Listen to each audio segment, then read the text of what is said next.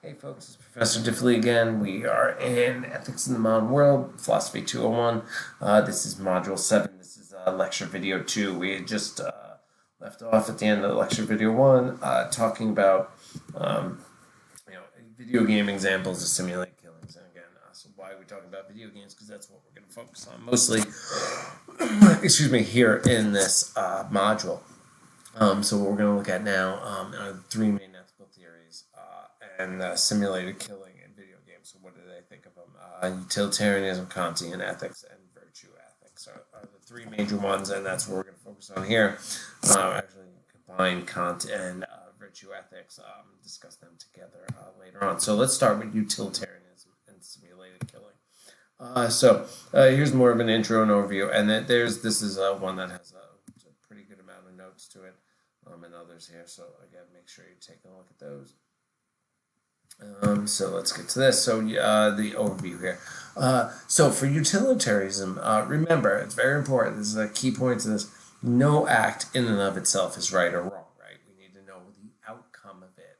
Post priori, right? We posterior priori. We need to know what happens afterwards. Does it create happiness, or does it lead to sadness, or the opposite of happiness? So that's it. So utilitarianism will not just look at video games and playing or any type of simulated killing and say yes, it's right or wrong. We need to know the outcome of it. We need to some empirical data. We need some evidence to know what was the outcome, and that's what we'll see. So again, like I said, it focuses on the happiness produced from the act in question here from simulated killing. The answer is this is answered only posteriori, after the act, right? After the act there. So, on the most basic formulation of utilitarianism, excuse me, simulated killing is wrong if it leads to more unhappiness, and morally permissible it leads to more happiness, right? So it's wrong if it leads to more unhappiness. It is permissible and good if it leads to more happiness. Now, you notice here I say it's the most basic formulation. That should be a hint that there's a lot more to this, right? So, but if you had to look at it in that view, it's yes, in this way.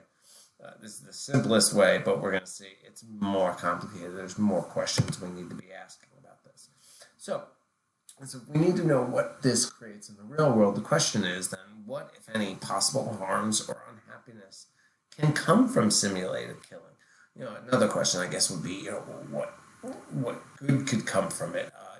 If you go back to the example from the textbook, the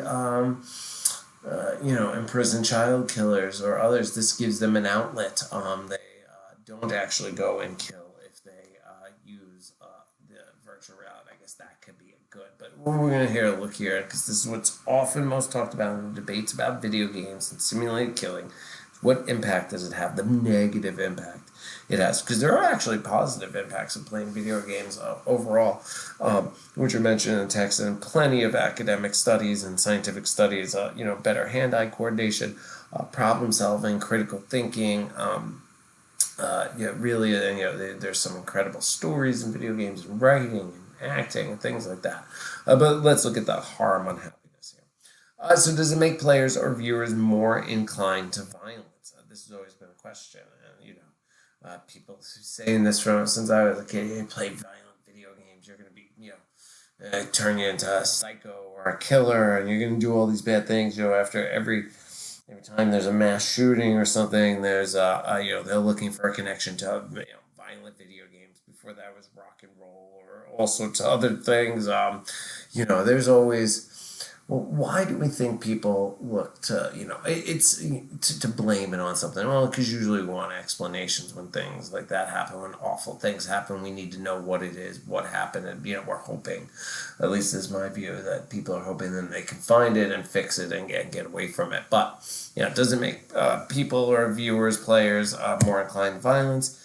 Does it desensitize people to violence? So if you play enough video games, I guess that with a lot of violence, would you react? You wouldn't really react to violence in the real world. Again, many of this is questionable. The evidence on all of this is actually mixed at best, but most of it points to no, it doesn't unless you already had a proclivity to do these things, then no, you're usually not. It's not going to impact you in a negative way.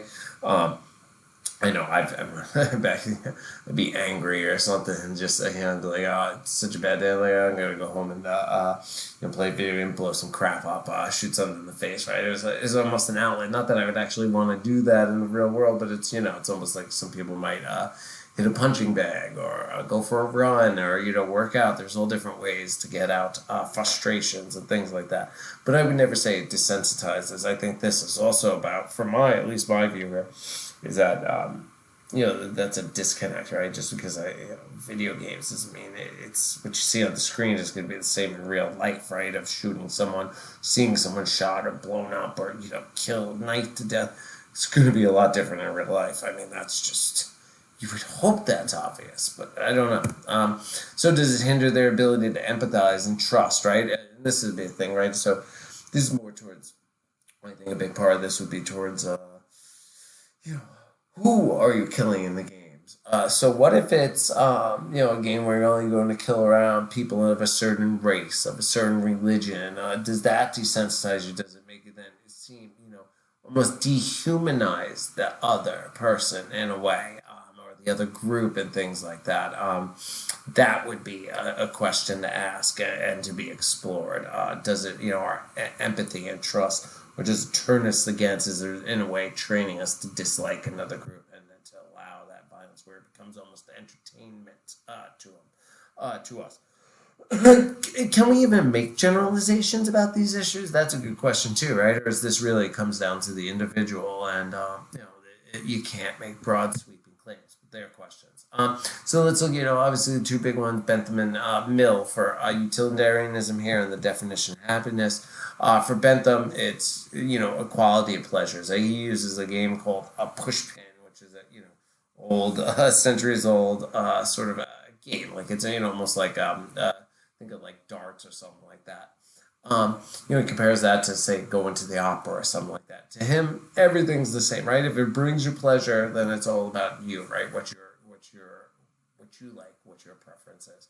So to him, all pleasures are equal. So there's no difference between, getting pleasure from a video game or going to a museum or reading Shakespeare or something like that.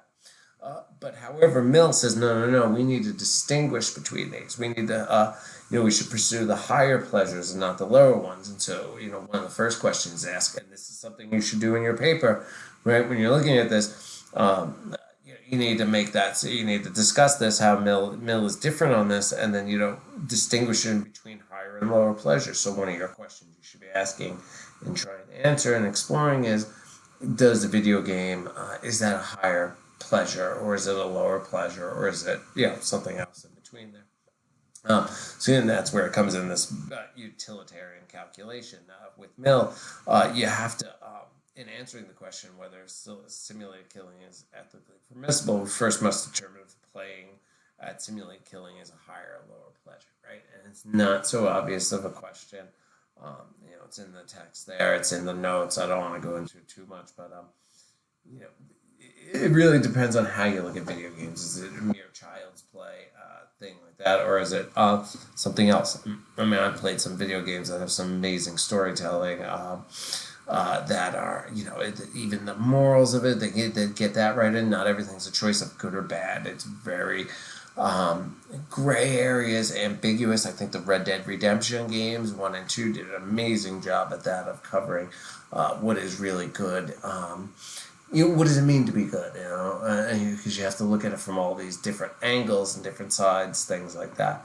But some of their storytelling is better. I mean, some of these video games have been reviewed by like the New York Times review of books, or other, where you have really great art critics in that looking at these, saying they actually are art.